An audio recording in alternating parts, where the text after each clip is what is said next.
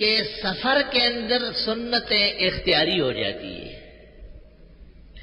سفر کے اندر سنتیں اختیاری ہو جاتی ہیں۔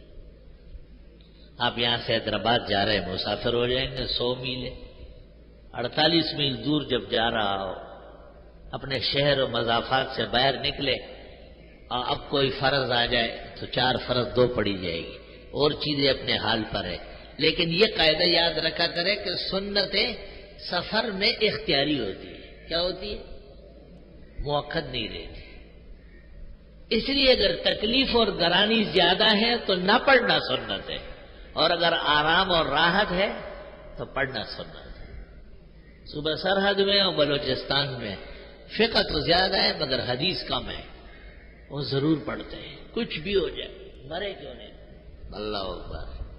وہاں نہ پڑھنا 100 شہیدوں کا ثواب۔